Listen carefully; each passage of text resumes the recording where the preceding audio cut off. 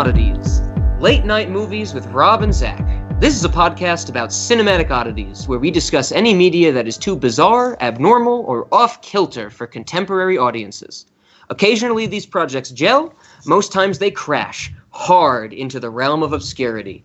Join us as we delve into the cult classic swamp. I'm Rob. And I'm Zack. In this podcast, we try to talk about many different things. Movies that kind of upset you. They make you feel things, but at the same time, make you question your existence and what's going on. In this instance, we talk about Truman Capote, Jabba the Hutt. So, that's all you need to know, folks.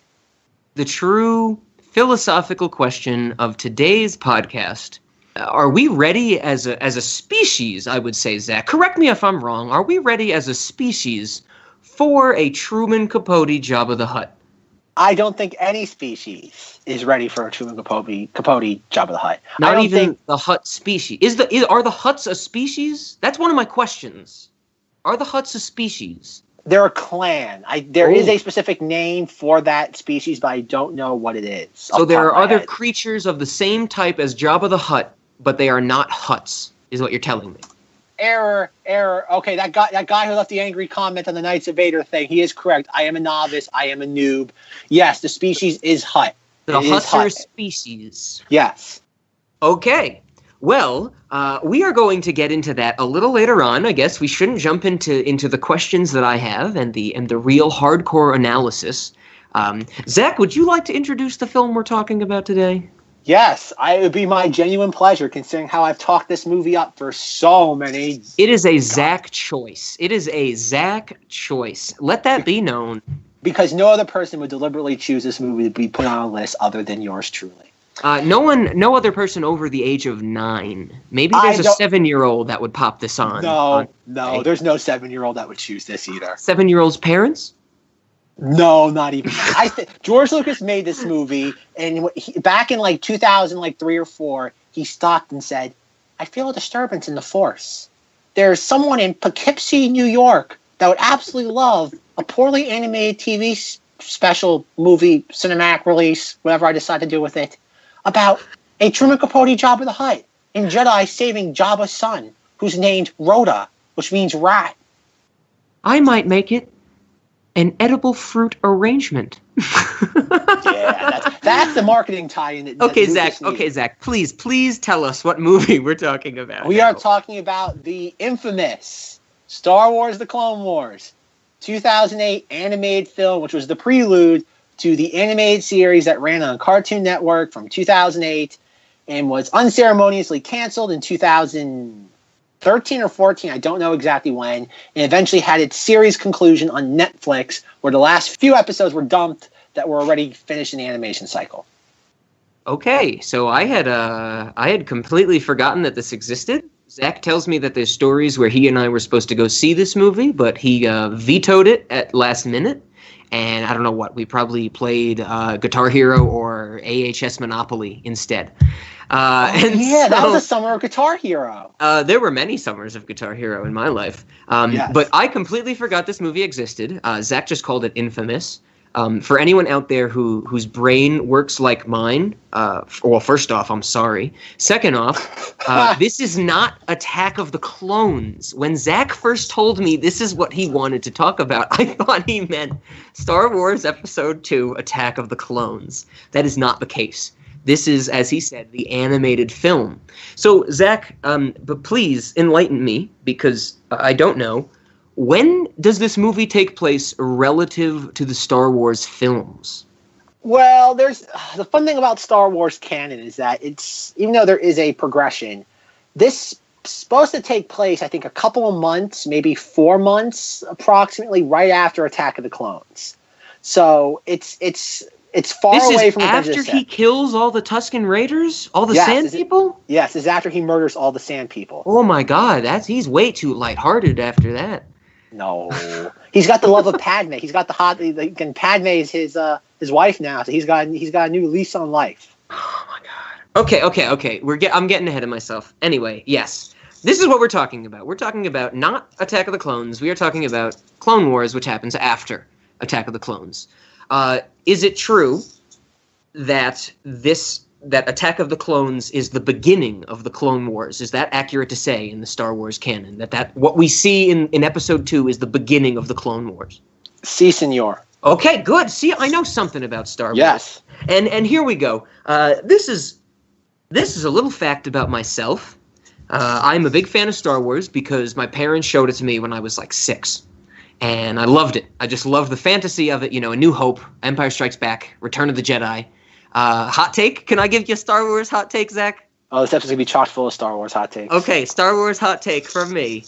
Return of the Jedi is my favorite Star Wars film.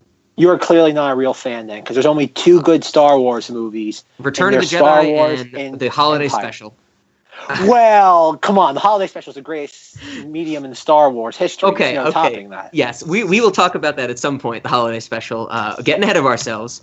But my knowledge of Star Wars is I loved it as a child, and then I kind of put it to the side.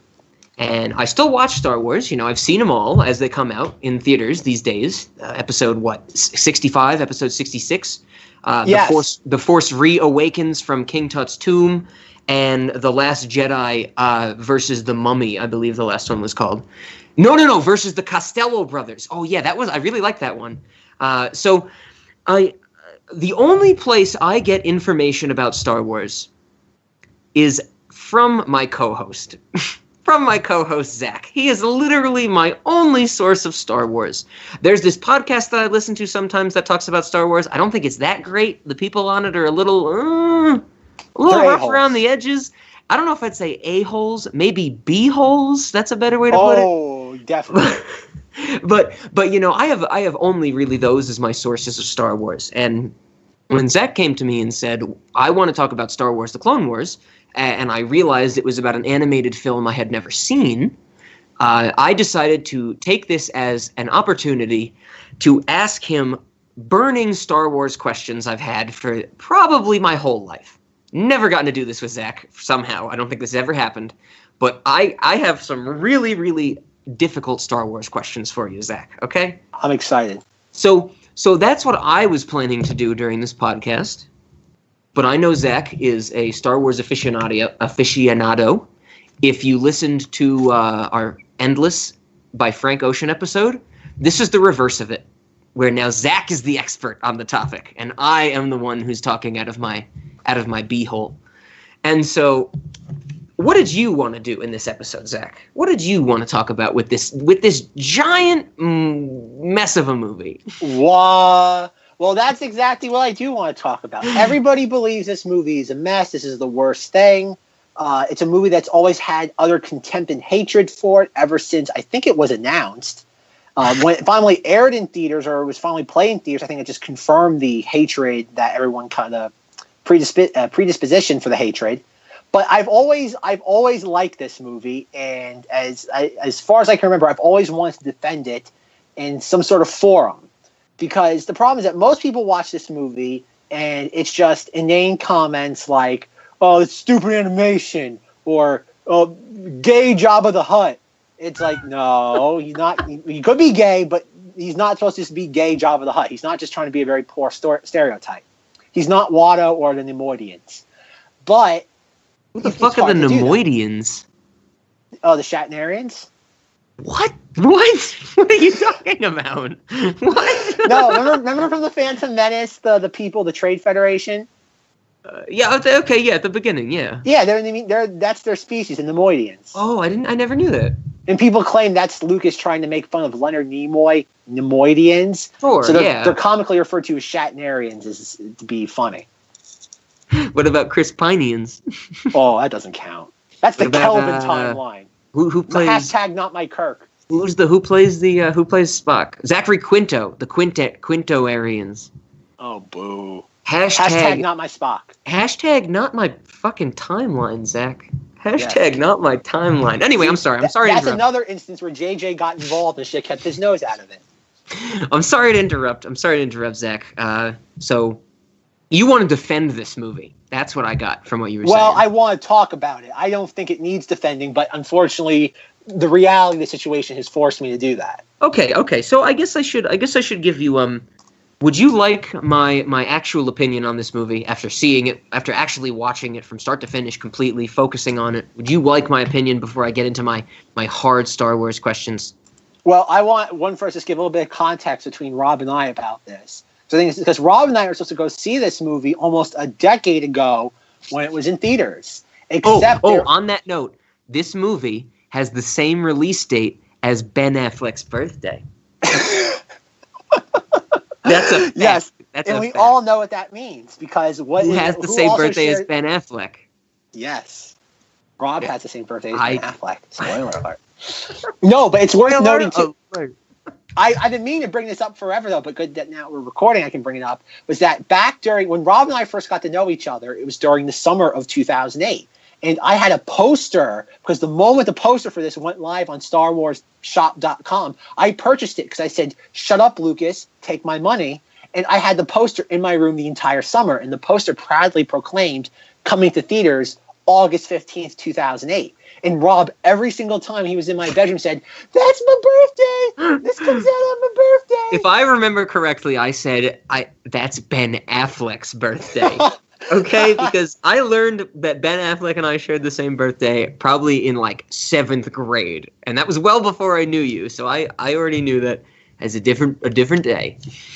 Well, then after that, you learned it was Clone Wars Day, and you were like, "Sorry, Ben, but you're going to the curb." Until he became Batfleck. Not my Batman. Octothorpe, not my Batman.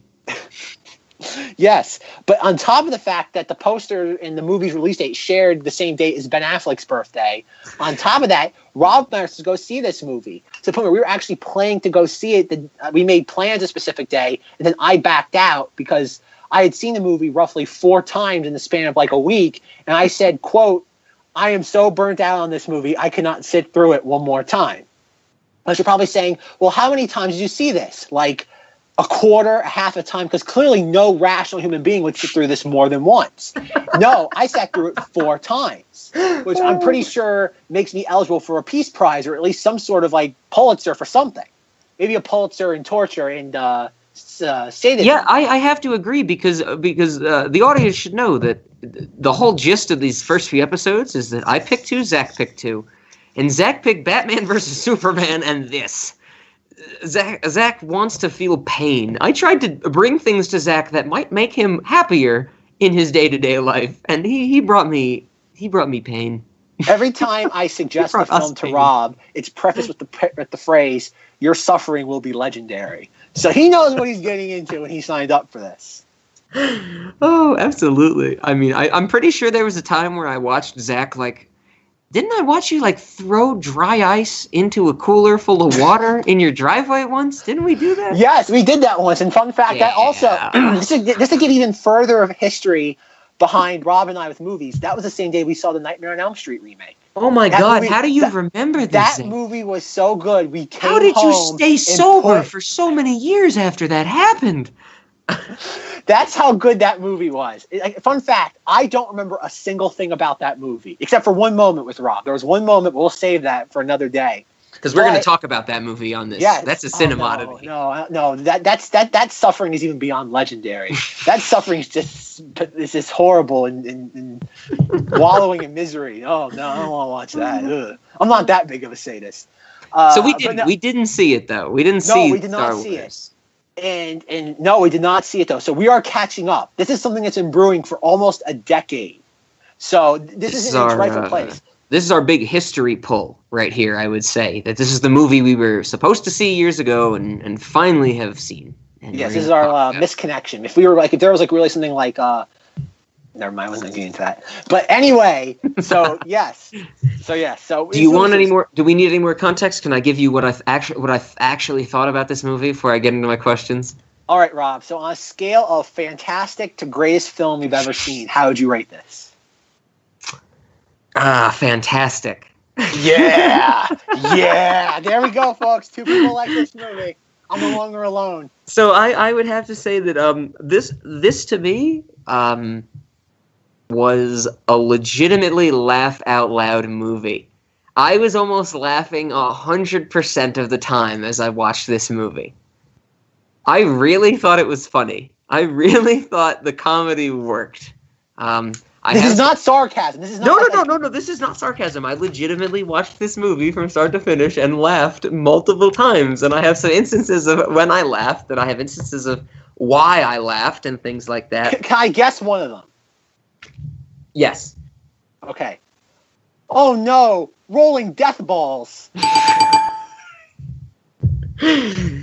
Yes, absolutely. So many. Okay, so here, this is the best way I'll put it. I would say in the first 15 minutes, of my commentary are basically me saying, fuck this dialogue. Fuck this shit they're saying. No one talks to anybody else like this. Can they not make a good decision? But then I just kind of accepted that fact, and I started to ride with the idea that we were just gonna get nonsense out of our characters' mouths. And once I accepted that, that's when two things happened. When I accepted that fact, that's when I started to really get into the movie. I really started to regress back to, I feel, my childlike sense of wonder of Star Wars. Because this is kind of a kid's movie at its heart, I think. It's pretty simple, and it's pretty geared towards younger kids for the Cartoon Network series, I feel. But at the same time, I started to pour myself wine when I realized this was happening. Uh-oh, here it comes. When I realized that this was going to be kind of a simple story with bad dialogue, I was like, okay, I had some Pinot Grigio left over. I made a great chicken franchise the night before or something. I watched this, and I had like 3/4 of a bottle of Pinot Grigio left. And I drank the whole bottle as I watched this movie. And I fucking loved it, Zach. This was a great time. It was genuinely funny. The story was simple enough for you to like not get lost in it. Sure, there were a few things I was like, why are they taking me down this path? But all in all, I had a great time watching this movie. I really enjoyed it. I'm really happy that you made me watch it. Is that a hot take? That's a hot take for this movie. But to be fair, I think the alcohol might have had something to do with it. Well, no, it was gradual. It wasn't like I chugged a bottle of wine at the 15-minute mark. You might have lost your mind halfway through and started chugging a bottle of wine. I drank it like throughout the movie. But the movie's only 90 minutes long. Yes, it was. But I really enjoyed myself as I watched this movie. I'm pleasantly surprised. Well, folks, at the beginning of this, I said I wanted someone to debate this film with. Clearly, I'm not going to get that. So, good night, folks. How are we going to end this episode, Rob? How are we going to end it backwards? Well, I guess we need the backwards version of the song. Okay, folks, this is a short episode, a very brisk 17 minutes. Thank you and good night. We'll come to next week when we start talking about Dean Norris films. That's me doing the clap off. I got to do it 26 times to turn off the machine to end the episode. It's also me applauding at the computer. No. So I do have some pushback for you, Zach. I knew you were looking for that before we went into this episode. I do have some pushback for you. But what I'm saying is I don't want to just be a nitpicky devil's advocate, because you can do that with this movie, with how simple the dialogue is. You can be like, oh, well, why wouldn't Count Dooku do this if the Jedi didn't do that, and blah, blah, blah, blah, blah, you know? But I don't want it to be all about that. There's a bigger picture here, I think. Yes, there's certainly a bigger picture. My history with this was, like I've already stated, I remember when the very first teaser for this dropped during Star Wars Celebration 2007. And it was at that point, it was just going to be a TV series. And most of the footage came from what was eventually going to be the film. And I absolutely loved it back during the summer of 2007. And I was like eagerly anticipating this. And as time went on, I was like more and more hyped for this. Like this is one of the few times I was on the hype train, and the hype train genuinely paid off. Nice. Rob knows the infamous story of me and Avatar.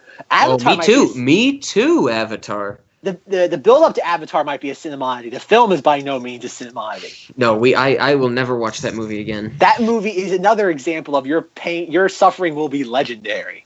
Yep. I have not been able to sit through that film more than twice. But anyway, the hype train paid off. As Rob knows, I sat there the month before, like the 3 weeks before the movie came out. I waited in line and bought Star Wars toys. I was delighted. I bought a giant ATTE, all-terrain tactical enforcer. Another fun story about that. I bought it. I wanted, as Rob knows, from my ceiling, I have all my Star Wars ships.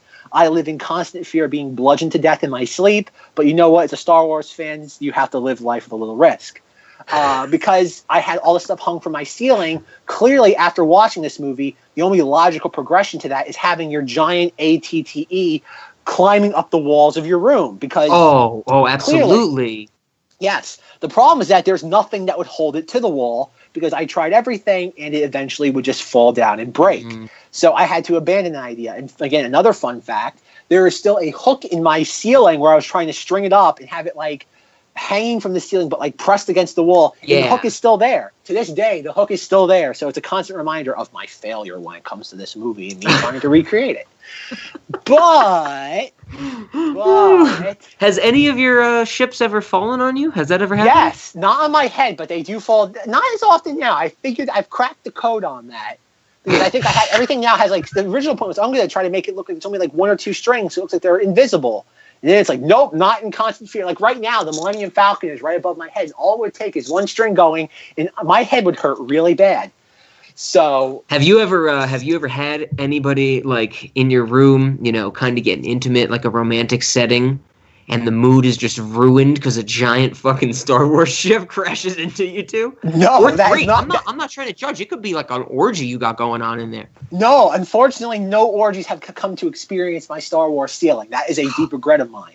But okay, we're starting to sell tickets right now. This episode is open announcement. We're selling tickets for the Star Wars orgy. Room. Yes. In the Star Wars room, yes. That's how my room is. If you go on Craigslist and type in Star Wars orgy room, you will find my address. But no, to answer Rob's question, in college, I'm not sure I've ever told Rob this story, was for my senior year, I brought a Star Wars AT-AT Walker along with a legion of snowtroopers and a Darth Vader figure to lead those snowtroopers into battle as they invaded the Echo base on Hoth. And I had girls in my room, and no one ever questioned it, along with my many other action figures. So it seems like women today are not bothered by this sort of thing. Okay. No, I vaguely remember this because I remember telling you that I got some comments from my stuffed animals in undergrad. People, men and women, commented on my stuffed animals. They were like, "Oh, those your girlfriend's stuffed animals?" And I was like, "No, I cuddle with those sons of bitches." Yes, he said, like, that's my stuffed animals. Yeah. So, okay. But anyway, though, so you have that, and I was on the hype train times 10. I remember on the way to seeing this at midnight, I had the novel adaptation. I was reading it in the pitch black dark. Probably half the reason why I need glasses today is I was trying to read the book with no light at like 9:30 at night. I saw it at midnight, and I was absolutely delighted by it. I remember I saw it with my mother and my we're gonna bleep this out, but I want to say it this way. My cousin, she wanted to see it for some reason. I don't know why. We all saw it together. They obviously did not like it. I was over the moon about it, and I already made plans prior to that. I saw it at midnight, and I saw it again that same day at 10 a.m. Then I saw it again the following Monday.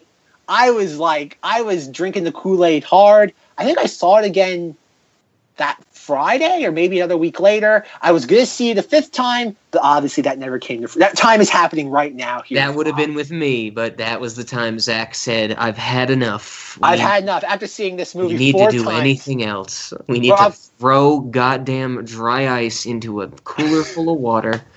Hey, that didn't happen for almost 2 years.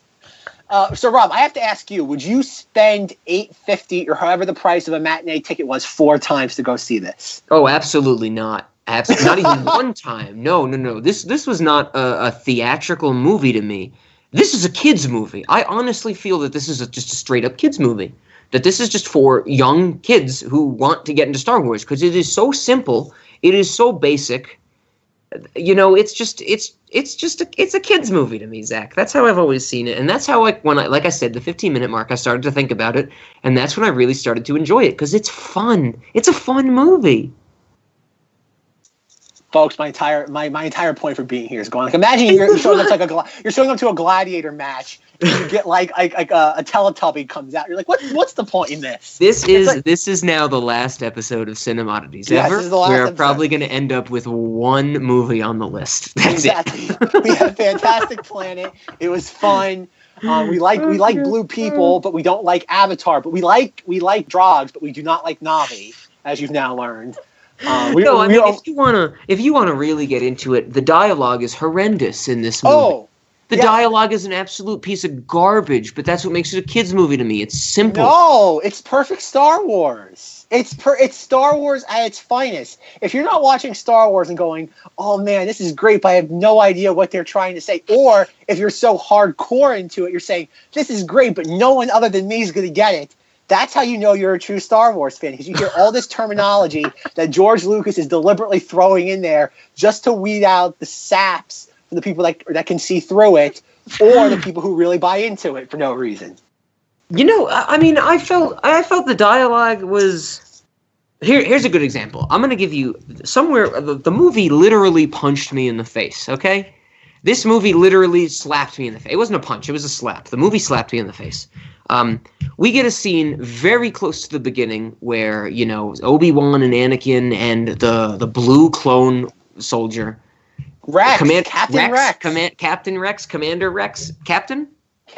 Captain. Okay, Captain Rex, which was my favorite character in the movie. We'll get to that later, I think. So they're like planning on their next attack or something, and their whole plan is summarized by Obi-Wan pointing at a 3D map and going, "You'll go there, and we'll go there." And my immediate thought was, why? How could they not just have the voice actor say, "You go to Sector 326, and I'll go to Sector 328"? Like, that conveys the same information with the same amount of pointing. And so that was one of my problems. I was like, why didn't they just make them do that? But here's the thing. Here's the slap in the face, Zach. Uh-oh. I don't know. 45 minutes later, we get a scene with two of the droids. What are the droids called that go Roger, Roger all the time? They're battle droids. Battle droids, okay. So one of the battle droids said to the other, like, you have to go get these guys in Sector 3658 or something like that. And the other battle droid goes, "Why can't you just say something I can understand?" Or something to that effect.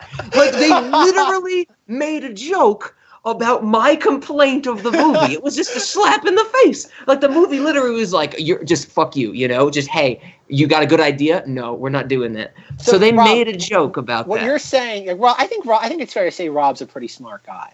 And what you're saying is that the Star Wars Clone Wars movie is smarter than you are. Are you saying this is a smarter movie than you are? Yeah, I would say that. Truman Capote, Jabba the Hutt is at a level that I can never wish to attain in my creativeness. There we go. See, folks. See, I broke him. See, this will be a long day. This will be a day long remembered in the Cinemodities podcast. The day that the Star Wars Clone Wars movie is smarter than Rob.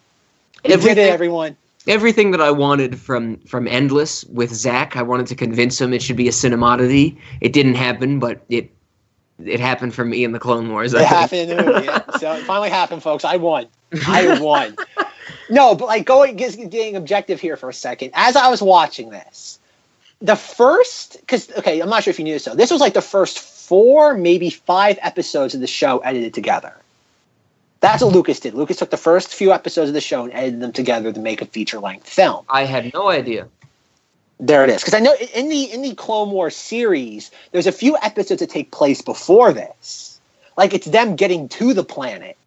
And then where the whole military interaction at the beginning, like the first 30 minutes takes place? Yeah, like there's a couple episodes of the show that actually take place on how they got to that point. Oh, okay, And I think that's in season 2.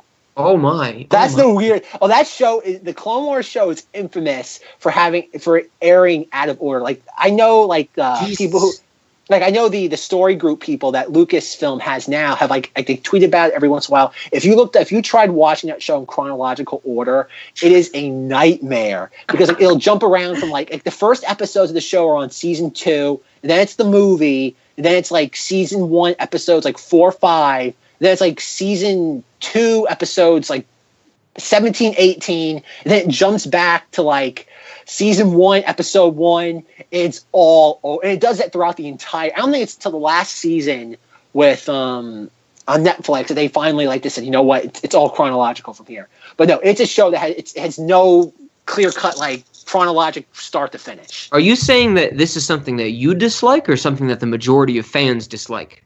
No, the majority of the fans hate it. I don't care either way because I think Lucas's whole thing is doing things out of order.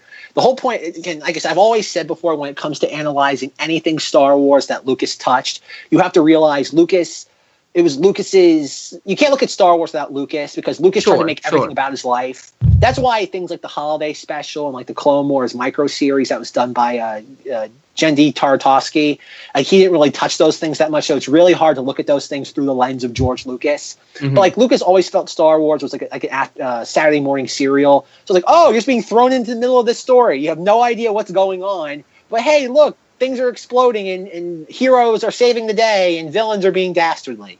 Okay, so I think the first rule about Star Wars is that Lucas never took it seriously. I think he took it seriously in that he needed to make this. He knew this was going to be successful, but everyone had to follow his vision initially. And that's why you hear stories about him like having like almost having a heart attack from exhaustion, like during the original Star Wars' production. But going back to this, like as I was rewatching it over the last like 2 days, and as Rob knows, I was literally watching it right before we started doing the call. Yes, yes. I was watching the last like 5 minutes of it. I'm upset with myself that I could tell it was the Clone Wars too. Yeah, see, it's ingrained in his mind. So, but like as I was watching the very first battle where they're on Christophsis, which is one of my favorite Star Wars planet names ever, Christophsis, and I'm watching it, and the animation is really, really rough. Like nobody's like hair moves. Like the lips, like are like there's like no like people's lips are moving, but their faces aren't. Like the dialogue doesn't bother me. Star Wars dialogue will always be clunky. When Star Wars dialogue. Prior to me seeing this movie, you did tell me that the animation was wooden. Yes. You used the word wooden, and I'll admit I did not really know what you meant when you said that. But after seeing the first 2 minutes of this movie, and how people have hair that literally make them look like nutcrackers, I totally understand. They look like wooden figurines. Mm-hmm. That is how this artwork is rendered. And that's a really, really interesting decision. And because it is not flattering. But it's not like, because this goes into my issues later on in the movie, though, is that as the movie progressed, and you go from the first battle, and you go toward the end of the movie where Anakin's battling with Count Dooku, and Ahsoka is taking out the Magna Guards with the purple things on their staffs. The animation gets a lot smoother. It's not as stiff as it once was. The character, don't get me wrong, like their hair doesn't move. Like Count Dooku pretty much has like a gardening spade, like a chin and like a beard. But even you watch the first like half an hour of the movie, and like the body language of like Obi-Wan, like he is stiff. It's like rigid. Like he does not. His shoulders don't move. He's just like, I don't know how. Like, and I think a lot of it was just rushed, or Lucas did not just give them the money to work on it. Again, Lucas was notoriously stingy, especially with this. So I don't know. But by the end of the series. And even like I'd say the really genuine marker is that when they go from when Anakin and Ahsoka attack the base on the, what would you even call it, the plateau, the elevated plateau, the castle, the monastery. They call it the monastery. Yeah, I get what I remember. Yep. That's when the animation gets a little more relaxed, where it's like, oh, okay. I mean that in a positive way, where it's like, okay, and things aren't as, again, stiff. And even like with Ventress, like in the bald-headed woman.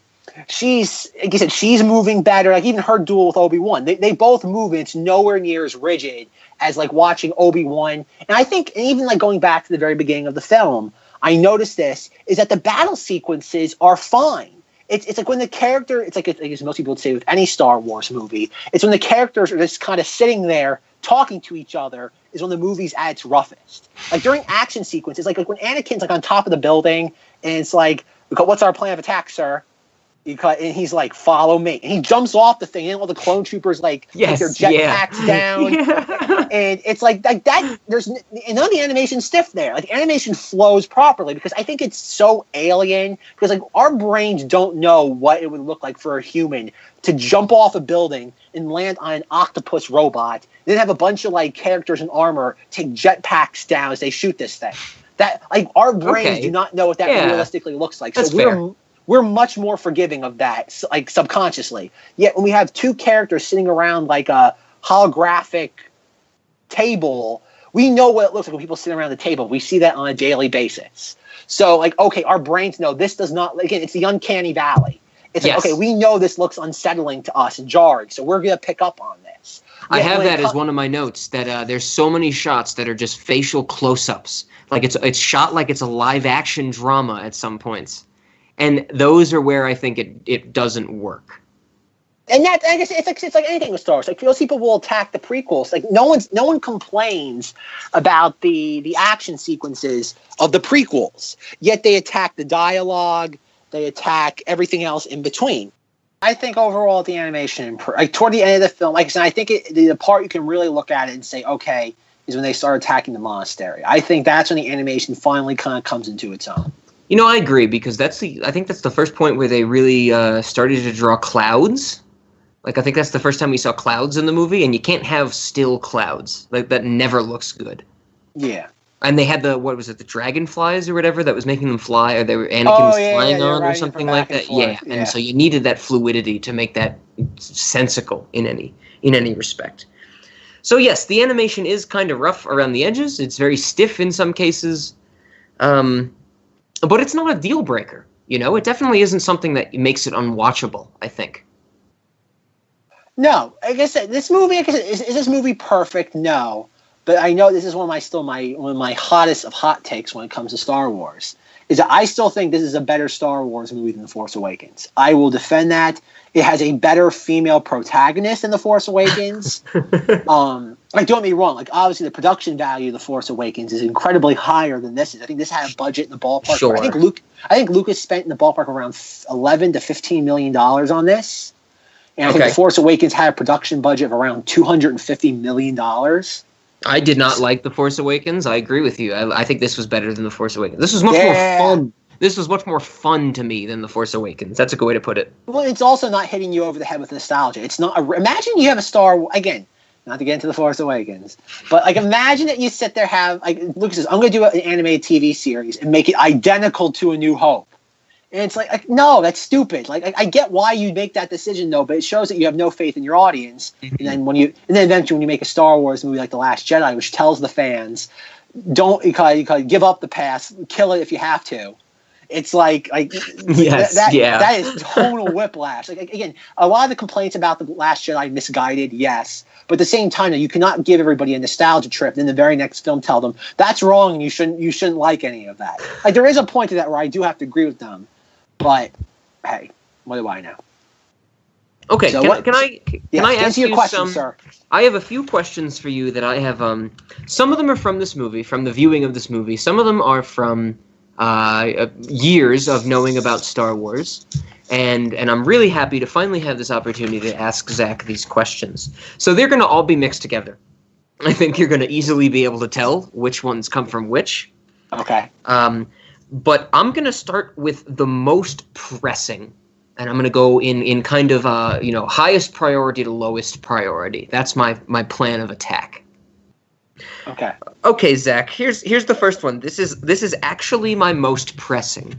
I was tempted to edit out of my commentary all the times I screamed this at the TV because it baffled me beyond belief. Okay. But please, Zack, it would literally make me able to sleep again if you can tell me why Anakin's nickname for Ahsoka is Snips. Because she's snippy. Is this ever explained in the movie? Will any amount of rewatching ever make me understand this? No, she's just snippy because she keeps making all these little snippy remarks. It's like, don't make me deal with this, Snips. And he's been calling her. I think he calls her that throughout the entire series. I'm gonna lose sleep over how terrible that answer is, Zack. It's not terrible. She's snippy. That is terrible. She calls him Sky Guy. And that's it. That's it. We need a low-hanging fruit pun on his name for her to be Snips. Because she's snippy. She snips. Oh my god, I hated it. Okay. Oh, that's adorable. I love Snips. Right off the bat, I'm displeased with the answers I'm getting. I want, for the record, I know a lot. I know this is one big thing among Star Wars. Now that they've made, I'm not sure if you know this, Ahsoka is still alive in the Star Wars canon. Just recently, that's been a thing now. Okay. Can I tell you my history with Ahsoka is for years I've been hearing about a character in Star Wars called Ahsoka. Yes. And you know, maybe there'll be like a little like a trivia fact on a meme website or something, and it'll be like, oh, the ending of the Clone Wars was supposed to be Ahsoka reaching out to Anakin and knowing she's still alive, and I'm like, who is Ahsoka? And I even, when The Force Awakens came out, I even went back and I rewatched every Star Wars movie, including the holiday special, and there was no Ahsoka. And I literally had no idea who Ahsoka was until I watched this film. Well, you made one mistake. What you mistake? said you watched every Star Wars film. Clearly, you didn't watch this. You did not watch every Star Wars film. No, I didn't. Yes, that's true. I didn't. See. I didn't consult Zack before I did this. I just watched the ones I knew about. That was my mistake. But now I have. Now I know who Ahsoka is, and I hear that. I hear people say Ahsoka lives, but Ahsoka didn't die in this movie, so of course she lives. Well, Ahsoka possible. Okay, for the record, before we go any further, I want to discuss that I was always on the Ahsoka train. I know it's a big thing amongst Star Wars fans that this is one of those things that's happened in the last few years. When she first showed up on Clone Wars, I absolutely hated her, but now I love her. I was always on the Ahsoka train. I wasn't thrilled about her in Rebels. Like I said, I don't know why I just was never really thrilled without her there.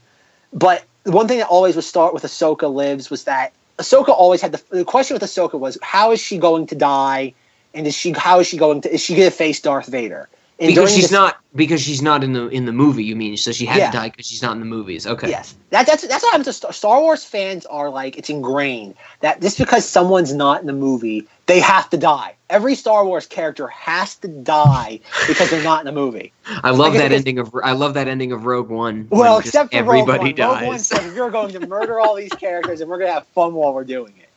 But no, like I said, that was the thing. And eventually she does confront Darth Vader. And at the end, that's the season 2 finale of Rebels. And then eventually we get into and then they do something stupid with her. I'm not going to give it away. But I don't care if you don't want to give it away for, like, okay. I mean, fine. Now she lives. She's fine. I mean, I don't think she's a bad character. I do think some of the dialogue and some of the voice acting is weak from her. Ashley Eckstein is the name of the voice actress. But she's a foil. She is a foil. She is a plot device. She's a literary device. She's a foil. She is created to reflect the traits of Anakin. Like, I'm fine with that. I'm not against I'm not against the fact of good writing. Like, if you need, she's also our entry into. She's also for new people going into this. And when the kids watch this on Saturday mornings, she's the character experiencing this all for the first time.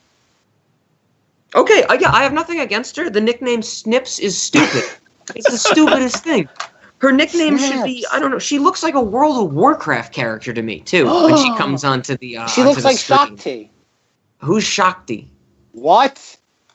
You call yourself a Star Wars fan. I don't think I ever called myself that. You call yourself a Star Wars fan. I probably did call myself Shakti was the same race as Ahsoka, a Togruta. I'm probably not saying that right way. Oh, this is so much. This is okay. Just so for the record, Zach's the sober one of the two of us. Yeah, he's spitting some made up language right now while I'm trying to make well thought out and planned arguments about Endless by Frank Ocean.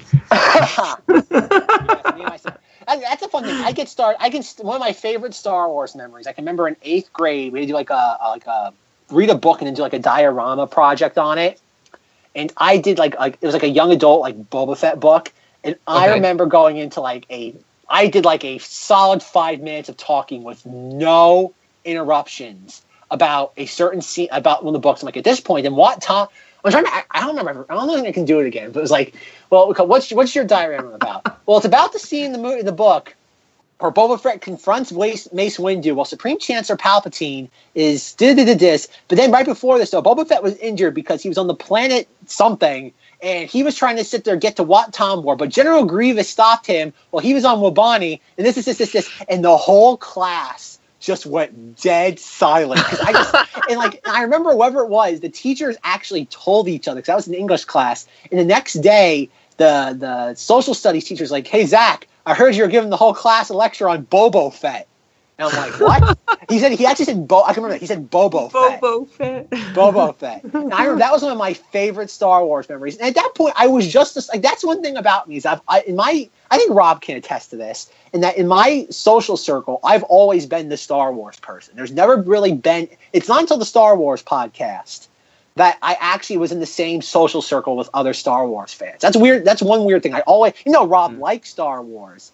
I think it's fair to say that he never tried to match me in my like encyclopedic knowledge of all this nonsense. Oh no, not at all. No, the only reason Zach and I are friends is because he would do things other than Star Wars.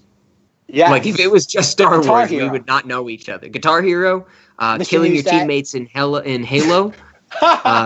Just gross team killing in Halo. Oh my god, legendary gross team. Oh, it was legendary for sure. I mean, so much trickery, so much beholery. Yeah. Can I ask my second Star Wars question? Please do. Okay, so the first one was very clearly related to this movie. The second one is a question that I've had for a long, long time. And it is second on my list because it is a high priority. How do you learn R2-D2's beep language? People talk to R2-D2? Like they have conversations with him? How do you learn this? Is there a Rosetta Stone for the beeps, for the boops? I think it's just a matter of learning it eventually. I guess you just pick it up because I know for a fact. I get that. See, that is a vacuous answer, Zach. You could say that about anything. How do you speak Italian? You'll learn it. Well, duh. But how do you actually learn a beep language? That's what I'm getting at. How do you learn a language that is presented by a language that is limited by hardware? How do you learn? How do you learn how to build a lightsaber? How do you build a hyperdrive? Are you trying to answer any of this? Star Wars is that, no. I don't want that right now. How is this something everybody knows? Okay, I'm not trying to attack you. That's something I should say. I'm not trying to say this is a stupid aspect of Star Wars. I literally want to know: do they explain it? Can everybody speak the beep boop language?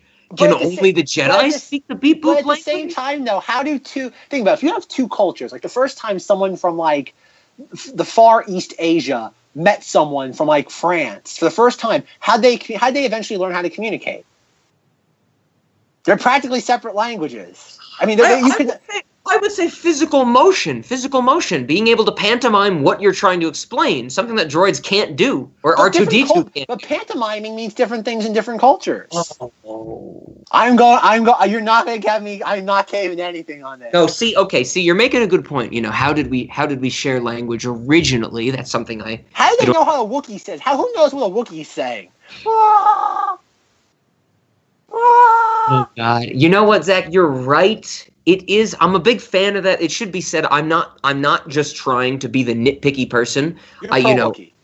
I'm pro story devices. You know, even if it doesn't make sense in the real world and there's no explanation, if it suits the story, that's great. And yes, talking to R2-D2, you need to do. You have to be able to talk to the beep boops. You got to do that. And but here, let me tell you this. Okay. Let's say we go back from the beginning of Star Wars. We go from A New Hope, to today, and we take every piece of Star Wars media that has sound. I'm only talking about the media with sound, and we cut out all of the R2-D2 bits, just R2-D2 making noise. We just take those, okay? We break it down further. Every single clip that we have of R2-D2, we separate it by distinct tone, by distinct beep or boop. Okay? You with me so far, Zach? Uh-huh. This is what I want to do. I want to then feed this into like a text mining and a text predicting machine learning algorithm. I want to see if modern day statistics can actually believe that this is a language. Because that's the whole idea. You give them some beeps and boops. We would give them some context, so we would give them the larger clips of the beeps and boops, and we would see if they could accurately predict R2-D2 beep boop language. I don't think they could. I don't think they could because this isn't a fucking real language. This is just beeps and boops. You can't make a language out of tones. You just can't do it. There's more to language than tone. Folks, I hope you've just witnessed something that's never occurred before. You've just witnessed somebody sucking the fun out of something in real time. You might not have heard the suction sound, but I heard it and it was loud and clear. What about machine learning algorithms sucks the fun out of things? Rob literally sucked the fun out of one of the most genuinely pleasurable characters in the Star Wars saga. Completely removed all happiness and joy. The beeps and the boops are not a language, and I can prove it statistically, I think. I bet you can. After that, you can prove to me why a lightsaber wouldn't work either. Okay, Zach. I know you're not cable. No, you're not. Yes, but there is. I know in Luke's X-wing, when R2-D2 does beep and boop to him, there is text on his X-wing control panel. Oh, so he has like a translation. Yes, he's got a cheat sheet. But by the time of the Last Jedi, Luke does know what R2 is saying, because when Luke sneaks onto the Millennium Falcon, everybody talks to the fucking beep boop trash cans. No, but whatever it is, when Luke's on the Millennium Falcon, R2 like wakes up and like goes over to greet him. It's like, and Luke's like, "Hey, buddy!" And like R2 starts beeping, and Luke goes, "Whoa, buddy! Remember, Sacred Island. Don't use that sort of language." He actually says that in the movie, by the way. I only saw it once, so I believe it. We have to insert that clip in here. He actually says, "Don't use that sort of language. It's Perfect. a sacred island." I love clips. So R2-D2. Never mind the fact that R2-D2 has his own language. He has swear words on that in that language. So you know what, Mr. Fun Sucker Outer, suck on that. I mean, okay. I'll give up. I'll give up on that question. I feel that we have had a good discussion about it, and that's what I'm looking for. All right, say uncle. Say uncle. No, I'm not saying uncle, because I still stand by the fact that you can't learn a beep boop language with a robot. Submit, damn it, submit. No. We are stalemating on this one. No. But I have a follow-up question. I have a very important follow-up question. Zach, is there an R2-D3? Probably, if I had to guess. What the fuck? I did not expect a probably. I expected a yes or a no. It's Star Wars. There is one or there's not one. It's Star Wars, and nobody has imagination in Star Wars, so it wouldn't be surprising that someone would have that little imagination. Can it be my droid then? Can I call dibs that my droid is R2-D3? I don't know. Great, I'm so glad. Yes, there is. Yes, there is. There is a. Oh no! Someone just copied. Nope. I take that back. Someone took a picture of R2-C4 and just labeled it R2-D3. R2-C4. Yes, and erroneously labeled R2-C4 as R2-D3. So there's no R2-D3. No. Can I claim it? Can I claim it? Yes, you can. But to be fair, the jury is still out on R2-D1. I don't get. I want R2-D3. I don't want R2-D1. I want R2-D3. Well, I don't know what to tell you. Tell me that I can have it, Zach. No, not until you admit that beeps and boops can be their own language. No, I'm not gonna. Okay. Next question. Here we go. For you. Here we go. This is another serious question about this movie, and probably about the Star Wars universe overall. They call the Sith or the bad guys the Separatists. Yes. Why are they the Separatists? What are they separating? That's from Attack of the Clones. See, you should have watched Attack of the Clones more closely. Because they're separate. Because the whole point of Attack of the Clones is there are separatist planets that want to separate from the Galactic Republic, and kind of like do their own thing. Again, they create their own thing called the Confederacy of Independent Systems. That's where it comes from. So they're just a separatist. That's been around pretty much since Attack of the Clones, and it's in Revenge of the Sith. So it's separatists versus rebels. No, the Galactic Republic. At this point, the Galactic Republic. Yes. Or the Grand Army of the Republic. It's one or the other. No. Okay, I buy Galactic Republic. Okay. This is the last of my big time questions for you. Big time. Okay. I have some other smaller questions that I'm sure we'll get to. But this is surprisingly low on my priority list, because in my commentary, literally maybe 10 minutes of the movie, I was sitting on my couch and I had my elbows on my knees and I was doubled over like the Thinker, but I had both of my hands on my head because it hit me. It hit me at a certain point in this movie, and I need to confirm this with you, Zach. The leader of the Jedi, the Chancellor. Yes. Oh, he's not the leader of the Jedi. Well, the dude at the beginning of the movie who says we need to help Jabba find his son because it's going to help the Jedi. That dude. Chancellor Palpatine. Yes, Chancellor Palpatine is the same guy leading Count Dooku, generating the conflict of the movie. Yes. I have no words. I have no words. This blows my mind. Wrong with this. Literally every this is in my notes. I'm about to read you my notes word for word. Isn't the Chancellor Emperor Palpatine? ? Well. And then no. There's more. There's a follow-up. Excuse me. So isn't the Chancellor Emperor Palpatine ? So every conflict in this movie is manufactured by one person. Yes.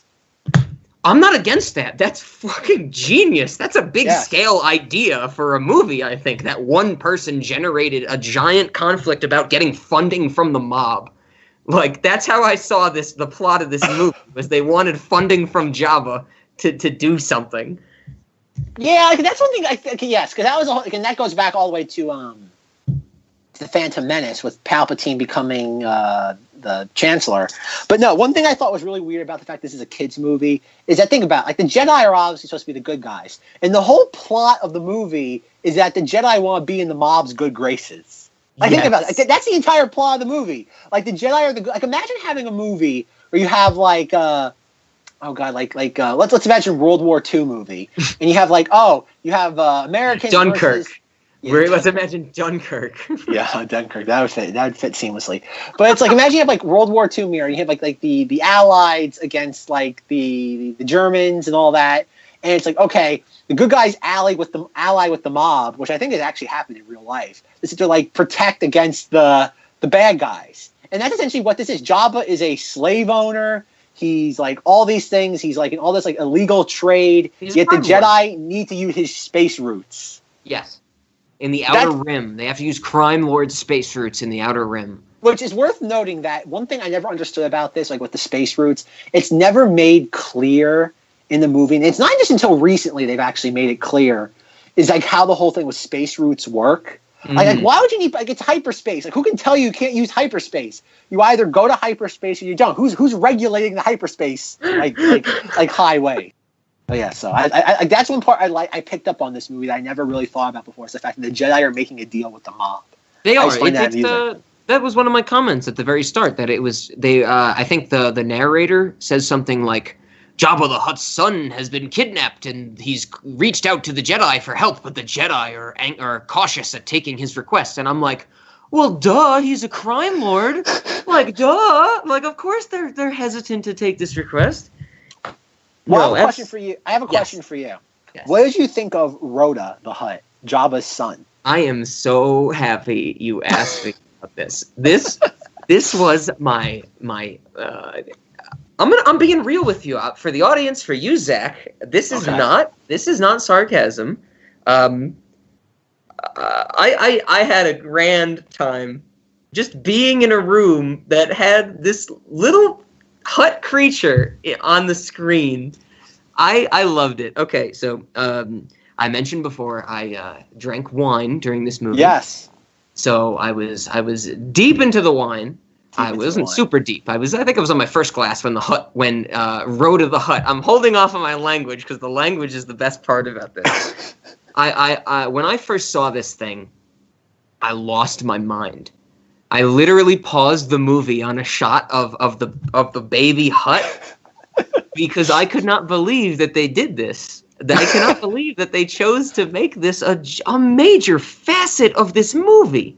Yep. And when this happened, I started the movie again. It wasn't like I stayed on the still shot of the baby Jabba the Hutt for 6 minutes or something. I played the movie, but from that point of the movie on, and literally the rest of the movie, that was the main character to me. That was all I cared about. And I have a sequence of different names that I called it. I have multiple names in the movie. I want to talk about this, Zach. I really want to talk about it. Good, there were names there were names that I thought of. Basically, they showed this on screen. They introduced Jabba's son, and I started spitting out names to call this thing. And then they called it something in the movie that made me say, fuck every idea I've ever had. This is what it has to be called now. And it became one thing for the rest of the movie. Okay. So I know I'm building this up. So, okay. When they first showed it, immediately I called it Baby Jabba. It was Baby Jabba to me. It's right off the bat. That's low-hanging fruit, you know, Baby Jabba. The next thing I called it was Jabba the Pug. Because I think it looks like a pug, like a dog, you know, the squished in face and stuff like that. Like, I think they were trying to emulate a pug when they designed this, for sure. I then quickly proceeded to call it Pug Pole. That's a little more subtle one. It's like tadpole, because it looked like a tadpole to me, but it was a pug. So imagine a pug, but it started as a tadpole. Pug pole. Pug pole. Okay. The next one comes out of nowhere. The next one I really liked. I called it for maybe 3 minutes of the movie, Rabble Rouser the Hutt. I really Rabble Rouser the Hutt. Like, there were a few scenes where it like fucking pointed out a ship to them. Yeah. Like they had a scene where it was like clear that it was sentient or something, and I was like, this fucking Rabble Rouser the Hutt, and I just loved that idea, and so it became Rabble Rouser the Hutt for a little bit. But then Zack. Oh. Then we got probably the best scene in the movie, probably the best line in the movie.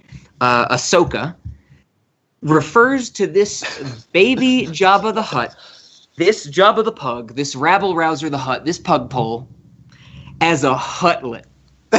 She calls it a Huttlet. So I'm not kidding you. If this ever becomes insanely popular and I have to release my commentaries to these movies because people want them, I literally paused this movie and was crying because I was laughing so hard. Because as soon as I heard her say Huttlet, rest of the movie, literally like 50 minutes of this movie, I am screaming at my television, calling this thing Chicken Huttlet Parmesan. Chicken Huttlet Parmesan. That is the funniest goddamn thing to me. It rolls off the tongue. And this became the main character to me in this movie. I focused on Chicken Huttlet Parmesan and no other. Like, it was like, fuck this dude who's going to be Darth Vader. Fuck this World of Warcraft character who have never seen before. Chicken Huttlet Parmesan better get back to Jabba. Like, Jabba the Crime Lord has to get his little, you know, what did he call him? I wrote it down, Punky Muffin or something like that. Yes, Punky Muffin. Movie. And Zack, this made my night when I watched this movie. Just the idea of Huttlet. Here's the thing. I don't think I would have thought of that on my own. I would not have thought of Huttlet on my own. It gave me the idea of Huttlet. Chicken Huttlet Parmesan. Chicken Huttlet Parmesan. I fucking love this movie, Zack. That's not even the end of how much I love this movie. We got Chicken Huttlet Parmesan. I'm glad you asked me that question. Was that a sufficient answer to your question of what I thought about Road to the Hutt? I think I've created a monster, folks. I walked into this thing. He's not going to like this. I'm going to sit there again. His suffering will be legendary. And I hear, I love this name. I created weird things for this. This was not what I was expecting. I'm getting blindsided. Oh, Chicken Huttlet Parmesan. They have a lot of names for him in this movie. Stinky and Stinker, which I did not appreciate. I don't think that's a good name. He's Chicken Huttlet Parmesan. Speaking of hilarious moments in this movie, there is one moment that I find genuinely hilarious. Okay. It's when the robot is like, or the droid's taking like the candid footage of like Ahsoka and Anakin putting Chicken Huttlet Parmesan into like the backpack. Yeah, and he's screaming. And Anakin and they're like showing it to Jabba, and Anakin makes some comment. It's like stupid Hutt, and the entire crowd goes, "Ah!" It's like this loud collective gasp because he says like stupid Hutt or like stinky Hutt. And it's like, oh my god. I'm like, this is like hilarious. I'm like, this is great. And the entire thing, John was like, Raja Puju! And it's like, oh, come on. Nobody in this crowd is not thinking what Anakin just said. And I'm like, this movie does have some very subtle humor to it. Like, yes, there's a scene where Obi-Wan, I believe it's a scene Obi-Wan lands on Tatooine to go talk to Jabba. Does that happen? Obi-Wan talks to Jabba? Yeah. Yes, and Obi-Wan lands, and like people and guards and servants come to meet him outside of Jabba's palace. and they're like, "Don't try any funny business, Jedi." And Obi-Wan quips something like, "Oh, I wouldn't dream of it." And they all start to walk away. And there's like a 3-second pause, and then an alien just pops out of nowhere and goes, "Rawr." Like, that is just laugh out loud funny to me. It is. Know? It's really like that's what this movie has some genuinely subtle humor. Like you have like the one moment where it's like, do we cut this wire? No. Do we cut this wire? We haven't even gotten to the battle droids yet. That's the next big thing I have to talk about in this movie. Yeah, well, they're the comic relief, and that's one thing that happened to Star Wars. Like after the Phantom Menace, Lucas is like, screw this. The droids are comic relief from now. Or the battle droids. They are not just the comic relief, Zack. Punching bag? No, they are the reason I am most intrigued by this movie. So I didn't want to believe it at first. As I was getting into this movie, and we get the first big battle scene on what did you call it? Catharsis? What was the planet's name? Christophsis? Yes, Catharsis. Yeah, that's what this movie made me feel. Catharsis, definitely. And so on that first big battle scene, we start to get scenes of these battle droids, and they have personalities. Yep. They have more personality than the human characters. They have things to say. And so this is one of my biggest notes that I made, Zack. And this was the thing that kind of blew me away from start to finish in this movie. The battle droids have way too much emotion and personality for robots. That goes without saying. But here's the examples that stood out to me. They scream as they fall. Okay? So when they get knocked over cliffs, they scream as they're falling. Like they know they're gonna die. I'm doing air quotes for the audio audience. These robots know they're gonna die. Whatever that means for a robot. Next one. They catch their own verbal mistakes. Yes. There's a scene where one of them's talking to Ventress, and it's like, I got what you wanted, sir. I mean, ma'am. I mean, sir. And it's like, no robot would ever do that. What you're saying, Rob, is that they're woke. These battle droids are woke. Well, I mean, they didn't assume Ventress's gender. I guess so. I guess they didn't. And they're sentient. They're sentient robots that are woke. Here is one, Zack. This is the thing that really sealed the deal for me. I have something else to talk about the battle droids with, but this is the thing that really sealed the deal to me. With this was a crazy decision. I can't believe that this decision was made. It went through however many people it needed to. You can see this in the movie. I don't have any timestamps, unfortunately. I don't know if you ever caught this before, but we basically get shots of battle droids, rows of battle droids walking forward with their guns, like going into combat. And, we'll get that shot, and the next shot will be maybe 2 battle droids. We'll see their heads, like the top of their torsos and their heads.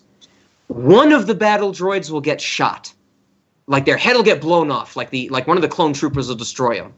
The other droid on camera looks at the droid that got shot. That is a human reaction. No robot would ever do that. The command would be to keep shooting straight ahead. No robot would look at another robot that got killed. They do that in the movies, too. Yes, but here's the thing. It's a problem regardless. Robots should not have human aspects to them. This is a big thing for me, Zack. This is we're going to get to it. We're going to get to it later when we talk about the real question of this podcast, but this is going to come up later. And how these goddamn battle droids are fucking people. They're goddamn people. I know. They have more personality than the human characters do. I have one question for you about the battle droids. Okay. You're going to like this question, Zack. All right. Do you know what the banana guards are in Adventure Time? No. Okay. We're going to get to this on our podcast, Adventure Time, but Princess Bubblegum, one of the major characters in Adventure Time, her basically security force are the banana guards. And they are just like, they look like bananas and they have little spears in there. And their whole gist is that they're bumbling. They're doofuses. They can't do anything right. And as I was watching this movie, and we got comedic scene after scene with these droids doing stupid things with each other, I started to realize that they are written literally the same as the banana guards from Adventure Time. It's uncanny, and it's kind of unfortunate that you haven't seen the banana cards in Adventure Time. But honestly, Zach, I'm telling you, there's almost no difference. It got to the point where I was watching this movie, and in my commentary, I said I need to look up what year Adventure Time started and what year this came out, and see which one came first. What are they called? The Banana Guards. And Zach, this came first. Star Wars The Clone Wars started 2 years before Adventure Time started. Before the pilot of Adventure Time, which was a year before the series started. I honestly believe the Banana Guards are modeled after this movie's rendition of the battle droids. They are so similar. There's scenes in Adventure Time where, like, Princess Bubblegum is trying to explain to the Banana Guards that they're looking for, like clones of somebody. Like, there's one character who's cloned themselves. And so Princess Bubblegum just has one picture of the original character. And she's like, we're looking for this person, but there's, like 20 of them. And the Banana Guards start to go, well, are they brothers? Like, how can there be 20 of them? And they do stupid, dumb, like, shtick like that. And it is identical to the battle droids, Zach. Anyone out there who's listening, who knows the Banana Guards, watch this movie. Watch the goddamn battle droids. They are the Banana Guards. This is one of the greatest crossovers in like media history. They are so similar. They are the same characters. I just think the battle droids do that for the rest of the series. They do that. Like, they don't change. Oh. Well, then they're like that for the rest of the series. They all the battle droids and the Banana Guards are one and the same. It's just those droids, like, because there's like the B, like, they're like the ones you saw in the movie. Those are the B1 battle droids. The blue ones, those are the B2 battle droids, and they don't really have that any sort of personality. And then you have the battle droids are the only ones that talk, right? Well, there's also the blue battle droids, the ones that are like the blue one, the blue Do they one. Talk? But they don't interact. They're not they're not the comic relief. I am just baffled by the decision to make a goddamn robot the thing with a large amount of comedic personality. That blows my mind. Because that's George Lucas, though. That's something George Lucas would do. George Lucas is like, just God put comedy in there. So fit it. Like, the Jedi can't be funny. The villains can't be funny. So make no one takes the battle droids seriously. So make them funny. It blew me away. It blew me away, Zach. That aspect of the movie. How much I thought they were the Banana Guards. Everything. Well, again, like I said, you brought up some of the moments too. It's like it's like fire in sector C13456911023. What was that again? Just fire right there. Yes. The other one too, where like when they slapped me in the face. Yes, they slapped you in the face. When the movie proved it was smarter than you. And then you have the other scene where like Anakin and Ahsoka escape with chicken cutlet. And you sit there, chicken cutlet parmesan, excuse me. Yes, and you gotta have the parmesan. They fly away on the bug, and the droid like leans out. Well, Count Dooku is calling for you. Should I tell him they got away or what? And she like force pulls him out of the thing. He's like, and never mind. He said he yells. He also goes, "Why?" Yes. As he falls to his death. Yes. Can I comment on that scene as well? You mentioned going to that ship. So this is in my notes as well. This is not just something I just remembered. This is there's a scene where all three, Ahsoka, Anakin, and R2-D2 all escape Ventress, and Chicken Cutlet Parmesan points a ship out to them, yes. And they go fly to it, and they fly to it on the Dragonfly, which is I don't know if it has a name, but whatever creature it looks like a dragonfly to me. And so when the Dragonfly drops them off on at this ship, and the whole scene starts with just you described, like that. Robot, like she just called us, or the Chancellor, just whatever it was, Mm-hmm. And very briefly, at the beginning of that scene, Ahsoka says something like, why don't we just ride the bug to Tatooine? Okay, one, the bug can't leave the atmosphere. Two, I think she's being facetious. You, the fucking Jedi, can't leave the atmosphere. You think she's being facetious? Yeah. Because she makes the comment because that ship it's called the Twilight. It shows up. Punched her in the throat, Zach. I bet you would have. But the World of Warcraft character, because that ship shows up later on in the series, and she makes the comment saying, we've been better off taking that bug, because That's an ugly ship. That's an ugly ship too. That's a cool ship. I love that ship. I wish they would. They only made like one toy of that ship, and I wish they made a bigger one. I love that ship's design. Is it hanging on your ceiling? No, it's a miniature. They made it like in a micro machine. Something like that same scale. But no, that ship shows up. It shows up numerous times in the series. I guess they never explain it. I guess Anakin, after crashing, it goes back and gets it. They never explain it. It shows up numerous times in the series, and like they reference it like he like really like modified it, and then it disappears for like 2 seasons. Like it shows up for the first 2 seasons.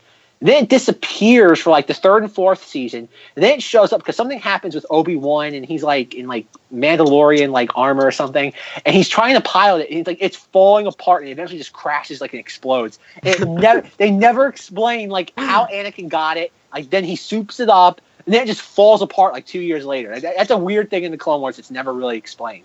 But that's neither here nor there. Okay. But, Good to know. One thing I thought was weird too at this movie that's always bothered me, and it bothered me again when I rewatched it, was at one point when like Obi-Wan's like leading his attack on the monastery, like a guitar solo happens. Like the music goes from like a normal it's not John Williams, but it's like a carbon copy Star Wars score. And then it's like Obi-Wan attacking like with like his armada ships.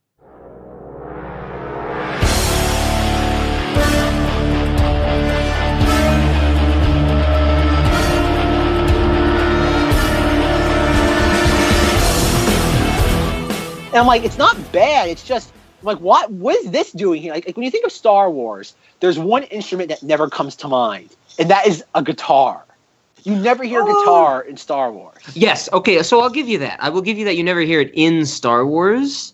There's a guitarist I've seen in concert many times. I've done a little following around the country to see, and he always plays Star Wars music solely on the guitar. I don't doubt that. But yes, I am saying Buckethead for anybody that's interested. Buckethead! Yes, very unfortunately, he revealed to the world that he has a heart condition and he cannot be performing live music very much anymore. But the last time I saw him, it was last year in town where I live in Colorado. Very small venue. I left bruised. It was the roughest concert I've ever been to. It was an insane time. Okay, so I recommend it. Go see Buckethead if he's coming to your town or anywhere near you. This is probably the last time he's ever going to play live music, and he's the world's greatest guitarist. That was off topic. No. I feel you for sure. When you think when you think Star Wars, you think of full symphony orchestra. You think of the score that rises with the moment, and you think of the score that actually fits what you're watching. And I agree with what you said about this movie. Because I always listen to the score. The score is always important for me for these types of things. It was very cookie-cutter Star Wars. It was just someone trying to emulate the John Williams Star Wars, basically. I didn't catch the guitar moment that you were talking about, but it wasn't, it wasn't a grand musical score. Yeah, that's just jarring. Again, not jarring, but it's like, that's peculiar. Like I said, toward the end, I think it's really cool at the end. I do love the moment at the end where Anakin shows up. Which I think is a weird plan. Like he deliberately tricks Count Dooku into like going after him, and it's like, aha, Count Dooku, but Ahsoka has chicken cutlet parmesan all along. Yes. And it's like, why wouldn't Count Dooku just immediately get on a speeder bike and go racing toward Ahsoka? Why toy with the Jedi? It's like Count Dooku isn't on the plan. Like he still thinks he has to kill chicken cutlet parmesan. How does Count Dooku die? Did we ever see that? Yeah, he gets beheaded in Revenge of the Sith by Anakin. At the beginning? Yeah, like they have to go save the Chancellor. And the guy who's manufacturing all of the conflict. Yes, and Count Dooku's very upset because Anakin has him he cuts off Count Dooku's hands, takes his lightsaber, and has his neck between 2 lightsaber blades. And Chancellor Palpatine's like, "Do it. Do it, Lord Vader. I mean, Anakin. Do it, Anakin. No, he's too dangerous to be kept alive."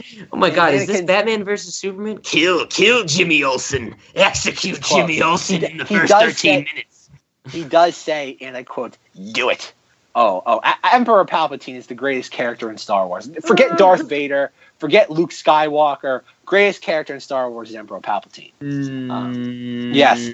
Oh, he's fantastic because he's so deliciously evil. Can I give you a hot take on my favorite character in Star Wars? Chicken cutlet parmesan. No, there's actually a better one. That's probably my second favorite now after seeing the movie, chicken cutlet parmesan. Okay, go ahead. I know the answer to this. This is going to be an obscure one. I don't think you're going to expect me to say this. Reese. Oh, you think you're clever, don't you? He is a back character from Return of the Jedi, Jabba the Hutt Palace. I had his action figure, and I absolutely loved it. Reese. I believe it is REE-YEES. Why not just pick Yak Face while you're at it? Why don't you be really hipster? Yak Face.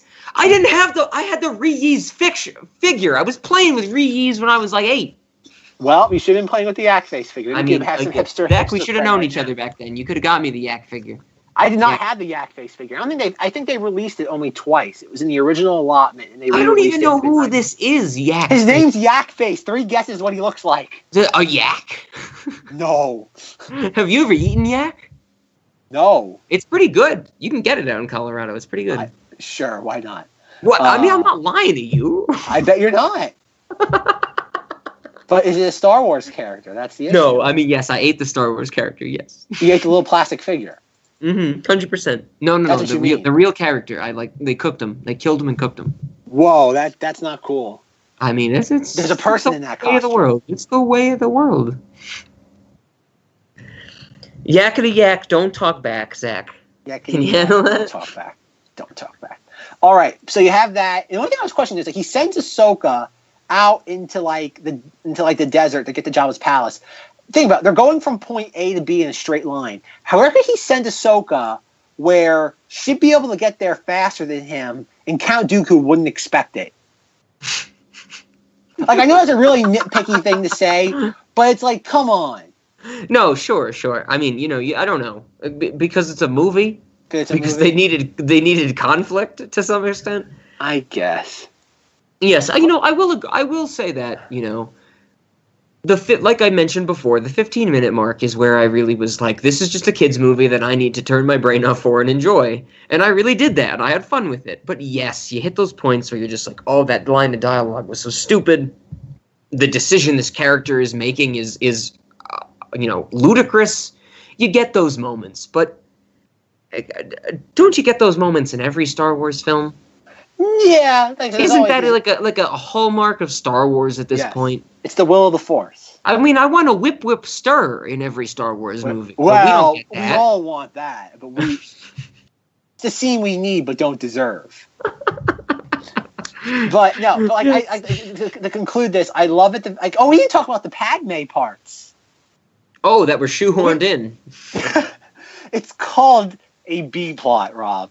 Much like the B plot in the last 20 minutes of the movie?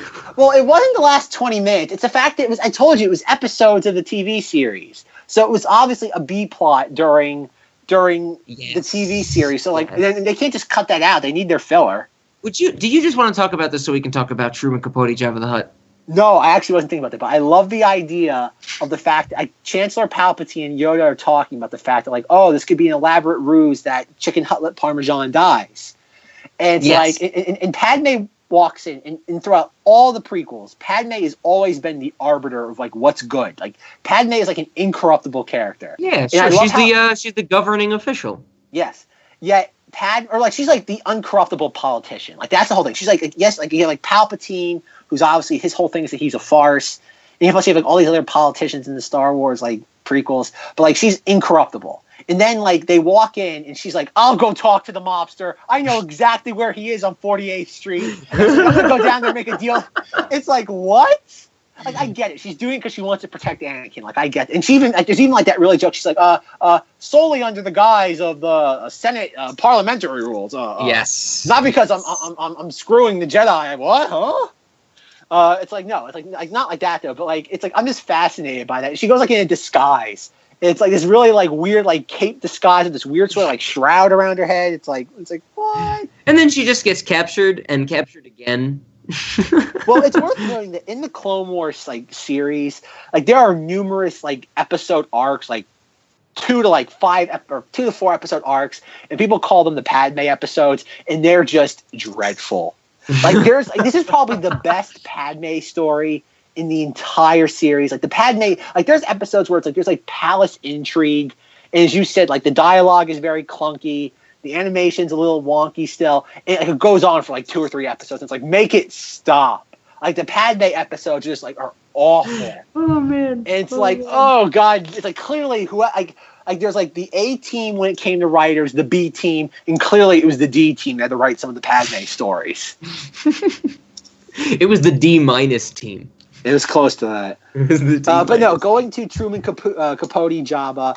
Are we talking about this? We're talking about Truman Capote Jabba? Okay. Yes, okay. He is fabulous. No, I don't disagree. I was very, very happy about that part in the movie because this was one instance that I actually haven't mentioned up to this point, where as soon as the first word came out of that character's mouth, I knew the voice actor.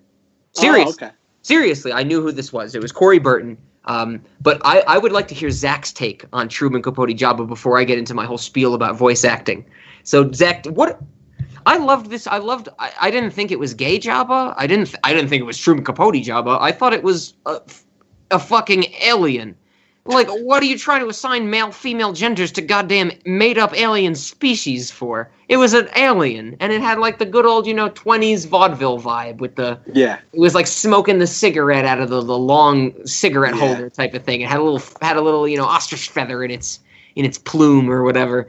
So, yes, Zach, why do you love this so much? Why do you love Truman Capote Jabba? At the time, I didn't think much of Truman Capote Jabba because he's, I guess, like you said, he's another weird element of Star Wars. But as time elapsed, I'm like, I thought about it, and it's like, okay, this is like, it's weird. It's definitely a weird thing to put in a kid's movie. Oh, sure.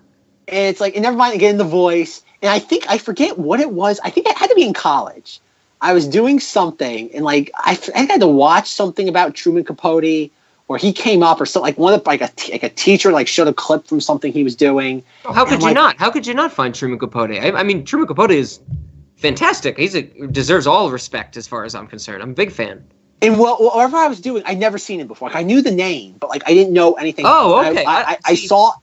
That's a good perspective because I always thought he was someone that everyone knew everything about. No, like everyone was okay. Yeah, great. I knew Philip. Okay, the only thing I knew at this time was that there was a movie with like Philip Seymour Hoffman portrays him. Like that's all I knew. And so like I forget. So it had to be in the last like 6-7 years. Like something I had to watch something, and I watched it. And like, oh man, it's Zero the Hutt. And that's the first thing that came to my mind. I'm watching Truman Capote like do something for the first time. And the very first thing that came to my mind was Zero the Hutt. Okay, nice. Let that sink in, folks. I appreciate that. I didn't think of Truman Capote when I saw Zero the Hutt. I thought of the voice actor, but I can see it. I can see it completely. That kind of flamboyant style. Not just kind of mannerisms, but in vocals as well. Everything has a flourish. Every sentence ends with a flourish, Mm-hmm. And it's beautiful. And I really appreciated that part of this movie, even if I didn't think it was Capote. Just the fact that I got to see another Hutt, that was cool to me. Like, it wasn't Jabba, it wasn't Chicken Cutlet Parmesan, which is a different class of its own. It was an actual different Hutt. I've never seen that in any Star Wars media I've encountered, and I liked that. Can I say one more quick thing before I get into my my voice acting spiel? Yes, and please. Why I really liked this movie. This goes back to my previous point. I should have brought it up. It was on the other side of my notes, which is why I didn't catch it. But my whole comment before was Obi-Wan in his military planning says, we're going to attack here and here. And then they make the joke about we're going to attack sector 63825A, and she's like, where? Like, okay, so they slapped me in the face, that whole idea. You know what? I'm okay. I'm okay with it being a kid's movie. Make a joke about something a little more complicated that a kid would think would find funny. That's fine by me. But there's a scene in this movie where R2-D2 is hesitant to fly down off of a ship to get on, like, I don't know, red gravel or something? Like it's a sandy planet or something? Oh, yeah. And Ahsoka literally has the line, don't worry, R2, I'll clean your servos later. Yep. So Zach, I don't know your background in mechanical engineering, but a servos is a real thing.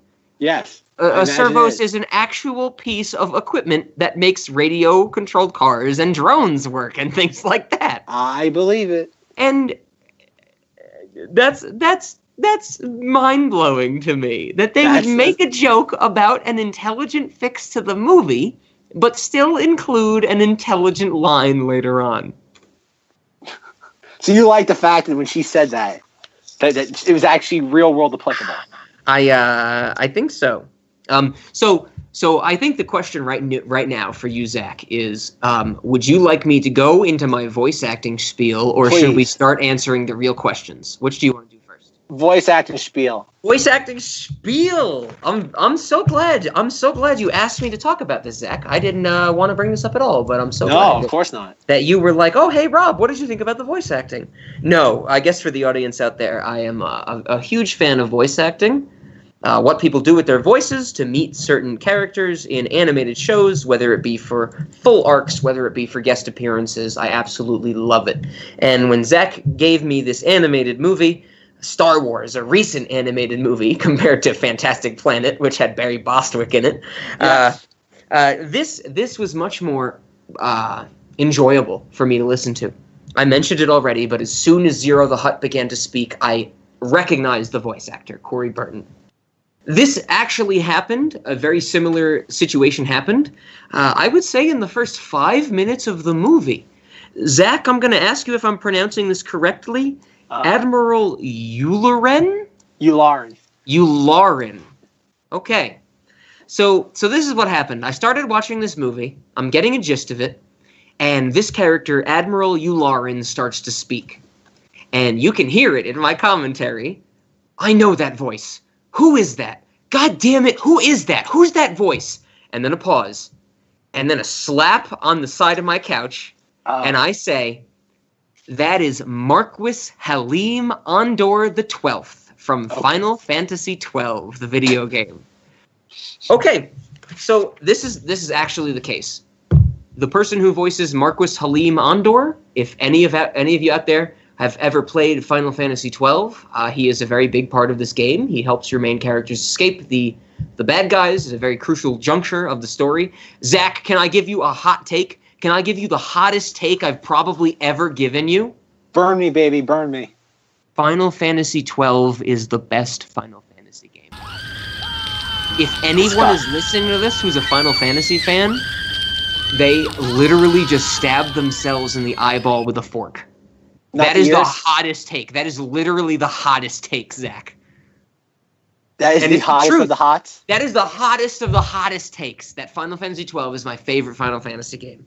No, but I recognized this voice immediately, and I decided that I needed to find out where all these other voices came from, because as I watched this movie, I recognized almost every voice in it.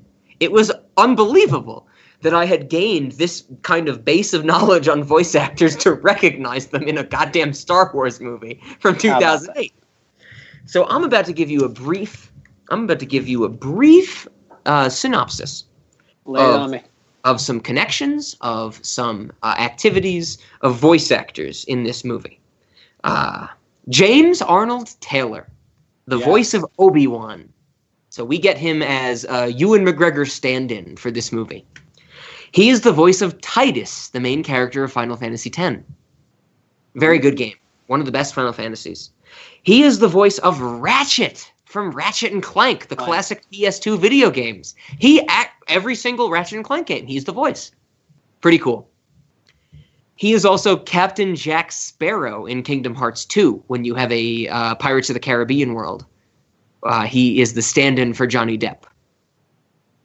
Pretty cool, right? Our lead. Oh, I know these people do like numerous things. They can't even keep track of them half the time. Zach, so the audience should know that every time I'm saying pretty cool and trying to get something, Zach is usually zoning off. His eyes are closed. There's drool coming out of his mouth, his ears. It's really weird. I don't understand it fully. I don't know if it means he's listening or he's not listening. But I'm imagining Batman versus Superman during these parts. He's going back to the nightmare scene in Batman v Superman. That's my safe place.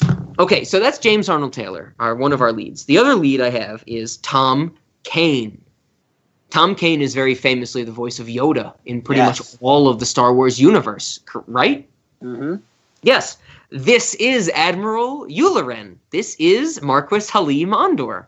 If only this meant anything to me. Zack literally vomited on his camera. He's cleaning it up right now. I'm going to keep going. It's disgusting, folks. It really is. He is also, Tom Kane, very surprisingly, this threw me for a loop. He is Takeo Masaki from the Call of Duty Black Ops series of zombies games, which Zack knows I'm a very big fan of. We played once together. Yeah. Takeo Masaki, the Japanese person, the Japanese character. He is the voice of him.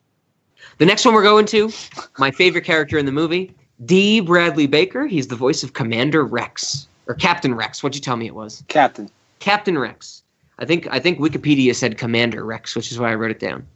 He becomes a commander later in the show. That's a fun fact. Gotcha. So D. Bradley Baker, of course, D. Bradley Baker is a major voice actor. You know, we can't go through all his credits here. He's been in so many things back from the 90s in, you know, cartoons that were on Cartoon Network and Nickelodeon as additional voices. We're getting to a good one now. Christopher Lee, of course, he's in this movie. Christopher Lee is the actor for Count Dooku. Is that how it's pronounced, Zach? Dooku? Yes, it depends. George Lucas changes it. Sometimes George Lucas says Dooku, sometimes it's Doku. Do you prefer Tyrannus Rex or whatever his code name is? Oh, Lord Tyrannus. Yes, Lord Tyrannus Rex. That's another plot thread that never really it gets explained, but it's so weird that it's said in the movies. Yeah, it's explained offhand in one of the episodes of the series. It's weird. They finally explain it, but it's so low key how it's explained. Okay. So I don't know if you know this, Zach, but Christopher Lee, actually him, provided the voice for a major transitional character in the Kingdom Hearts series of video games. Have you ever heard about this? No. Christopher Lee is the voice of a person who is shrouded in mystery when we first see him in Kingdom Hearts 2, who goes by the name Diz, D-I-Z. Oh. But later we find out when he takes his bandages off later on in Kingdom Hearts 2, we get to find out that he is actually Ansem the Wise. He is the original researcher into the heart and into the heartless and into the kind of, you know, what Kingdom Hearts is. Is that exciting, Zach? It's very stimulating. Zach is so stimulated, he's drooling extra hard right now. Extra hard, folks. Here's where it gets great. It gets better? Yes, it gets better. Zero the Hutt, Truman Capote, Jabba the Hutt. That is voiced by Corey Burton. And Corey Burton is a major player in Disney voices. Corey Burton has been doing voices for Disney movies for years. And as such, he is doing voices for Kingdom Hearts. He is the voice of Captain Hook in every single Kingdom Hearts game, because you fight Captain Hook. He's an enemy in a lot of them. He does a lot of the other side voices. But most importantly, after Christopher Lee died, they needed someone to voice the Diz/Ansem the Wise character. And Zach, who did they pick? That was a testament to Zach not paying attention to my narrative. All I keep hearing is reading off filmographies. I am doing the Lord's work right here, Zach. Yes, you are. But you know what? I'm falling asleep during church. All you gotta wait for me is to fall asleep, and I'll bang my head on the pew and yell, "Damn it!" So yes, after Christopher Lee died, the Kingdom Hearts team needed someone to take a place of Christopher Lee's voice acting for Diz/Ansem the Wise, and they chose Corey Burton. And Corey Burton and Christopher Lee both voice acted in the same movie, Star Wars: The Clone Wars. There we go. See, we tied it all together. Look at that. There's more, Zach. Can I keep going? No, I have more. Catherine Tabor, the voice of Padme. She is the voice of Penelo in Final Fantasy XII. That's one of the main characters, probably my least favorite character. Zach, there's a few more. I'm gonna zip through them real quick. I'm gonna make a sandwich, and I'm gonna go make a bank deposit. I'll be back in a half an hour. Kevin Michael Richardson, the voice of Jabba. He is Donnie from the Adventure Time episode Donnie. Have you seen that one? No, I have not seen that one. Okay, there's more. Here we go. And the very same goes for Ezekiel, which brings us back to our starting point, the 9 tenets of constancy. Damn it! I seem to have lost my place, so I'll start over. Okay, so let's put ourselves in the mindset of we're late at night. We have an opportunity to show someone else a movie. Do we show them Star Wars, The Clone Wars? Should I go first or should you go first, Zach? I'll go first. I'll try to frame this one. I'm going to say yes. Once again, like Fantastic Planet and what we're trying to do with this podcast, we are easing people into the cult classic swamp. We don't want to overwhelm them. We do not want to push the toddler into the ocean, as we've the very classy metaphor I have made. We don't want to push the toddler into the ocean of 9/11 imagery. No, we do not want to do that. Even though that's the very first thing that comes out of my mouth that episode. So I think that is the ultimate goal. I think this is a very easy one. Like we've stated, it's weird. It's not, when people think of Star Wars, they think of Luke Skywalker, they think of battles, and you show them this where you have chicken cutlet parmesan, and you know what, you got a really funny meme on your hands. So you know what, I am a yes for Star Wars: The Clone Wars. Oh my, Zach, did you see my response when you said yes? Did you look at my actual? I know. I think I saw a jaw drop. You did see a jaw drop. Because I am about to say yes as well. Zach is spazzing out over here. Zach I'm taking all my figures and just shoving them off my desk. I'm just all of them except Wonder Woman. Except for Wonder Woman. Wonder Woman. So literally, Zach, the thing that makes me want to say yes is the fact that robots have a personality. That makes this a late night movie for me. Because you can hook someone with this. And I guess we're saying it. We're officially saying it. This is a yes. We're getting our second on the list. Which I did not expect. This fucking Star Wars: The Clone Wars. Both of our things are animated. There we go. We have to move on to the next question. Who do we watch this with? And that's what I'm trying to say right here is that this is a good hook for anybody. Yes. You have anyone in your clutches, you can say, "Hey, we're going to watch a Star Wars movie." And they're probably going to say, "Okay." You can rope a child into this. When you're not pushing them into the ocean, you can rope them in with this. You can rope anybody, any age demographic, I feel. You could use this as a beginner Cinemoddity on. Yep. And as far as where I'm coming from, it's because the fact that the goddamn machines have personalities. It's unbelievable. So much personality. Wow, I'm stunned. I did not expect this to be our second addition to the canon of late night. The Cinemodities canon. No, I'm really surprised, but after seeing it, it's a goddamn strange event. It really is. It is quite. Oh man. Oh wow. Okay. So how does that feel? Having two on the list. That's weird. Like I said, you said both are animation. That's weird, considering the fact that's going to be one of our next miniseries is animation. Yes. There's probably going to be a lot of stuff in the canon.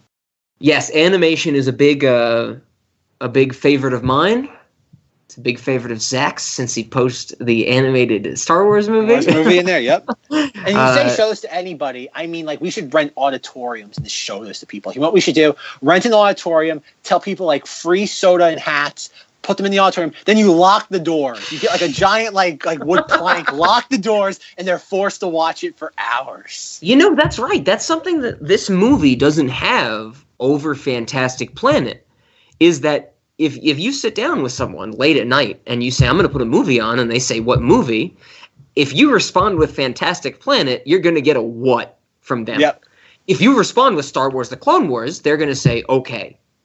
Yep. There's a big difference right there. There's a big difference in the people who are willing to even accept this movie being put on in front of them. And if you get someone who will watch it, trickery or not, it's a grand time. You're going to be laughing out loud, I think. It's a fun movie experience, like I said at the beginning. Wow. Okay. I never thought this would be the second on our list. Who would have thunk? Number two. The much maligned Star Wars Clone Wars. Oh, okay, good. We're hitting the good stuff. So I guess there's two things. Do we want to talk about snacks? Do you have a snack? Of course, Zach? You always need a snack. You need a snack. You got a snack? Yes, got a snack. It's a Star Wars snack. Yes, the snack master. Yes, I'm the snack master and the Lego maniac. And on top of that, you have a jar. I have it's an infamous Star Wars toy, but it's a candy, so it fits in there. They made it for Star Wars: The Phantom Menace, and what it was is I guess it's like a quasi like lollipop where it's Jar Jar, and I guess you like push a button and it opens his mouth, and you can actually like a French Jar Jar. You can like lick his tongue. And his tongue tastes like strawberry or raspberry. Is this not Pez? Is this Pez? Or is it different? No, it's not Pez. No, this is different from Pez. It's more sexual than Pez. It's really sexual. Like, it's sensual at the very least. But I think that's the ideal candy. Because considering that Jar Jar is not in the film, you need something that evokes his memory. And nothing says evoking Jar Jar's memory like giving him a nice, steamy, wet kiss. I could agree with that. I don't think I've ever wanted to kiss Jar Jar, but... if you're going to remember Jar Jar, it might as well be mouth to mouth. Exactly. Sticking your tongue, flicking it with your tongue. I think that's ideal for everybody. Yes. That's disgusting. It's absolutely disgusting. I have no good thoughts on a snack for this movie. Like, I was literally laughing so hard after chicken cutlet parmesan. Oh, there we go. I couldn't chicken eat cutlet any. Parmesan. Oh, yeah. Okay, yeah. I guess that's good. Let's make chicken cutlet parmesan, and you tenderize the shit out of a chicken cutlet breast so it looks like Jabba. You mean Rhoda? Yeah, either one. You have to shape the chicken breast so it looks like the baby Jabba. Yes. Okay. Yes, I agree with you there. You have to the appropriate way to pound chicken. You should wrap it in saran wrap or cling foil or something like that, and you should beat the shit out of it into the shape of a baby Jabba, and then raise it above your head and scream chicken cutlet parmesan and possibly throw the uncooked chicken cutlet at somebody. Chicken cutlet. I'm sorry. Chicken cutlet. Thank you. Yes. All right, so what's part 2? Part 2 is, do we want to reveal what our next series is going to be? Now that we're reaching the end of our sampler platter, Zach. Do we want to reveal our focus? All right, I'll let you have that honor, sir. Okay.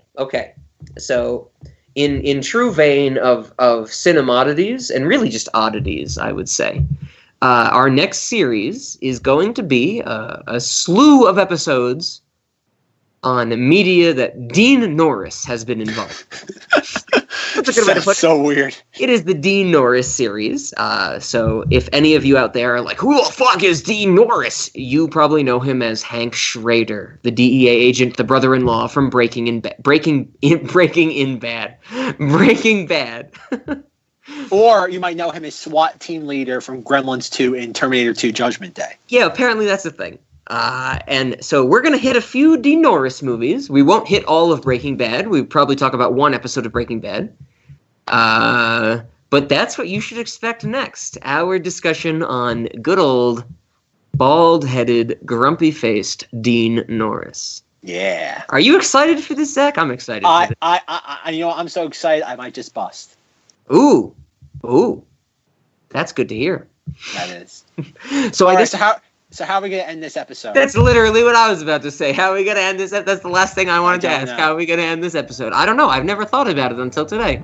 Except for the backwards version of the song.